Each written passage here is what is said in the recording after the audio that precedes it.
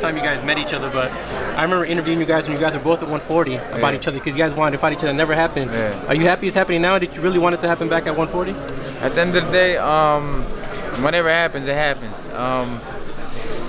It was never offered to me back then. He was the champion when I was the champion, right? Yeah, everybody wanted you guys to fight each other. I mean, I wish I would have did it back then. I would have had all the belts. But you know, it is what it is. So it's all about timing in this sport. Danny, how was the face-off right now? It's the first time you faced off with him. Did you see anything? What goes through your mind? No, it's a regular face-off at the end of the day. First off, David, congratulations. It's for the media.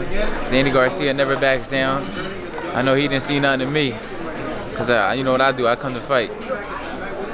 You're here solo, Danny. Where's Angel? Where's the team at, man? Yeah, see you around. No, Pops, man. But this is late. Actually, it was late notice. Like, they just told me, like, less than 48 hours ago that I had to be out here.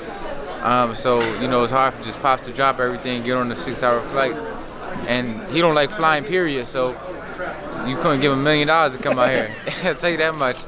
But then, have you studied Brandon's fights yet? Have you watched them? Yeah, definitely. I watched the last. I like watching usually the last 3 fights, because it's like, you know, you can't teach your old horse new tricks. You feel me? I'm not saying he's old, but if you've been fighting a certain way your whole career, basically that's how you're gonna fight me that night. So we just I've been studying his last 3 fights, doing a little more tape than usual, from watching my last fights too, to see what things I could strengthen on, and just getting together a great game plan.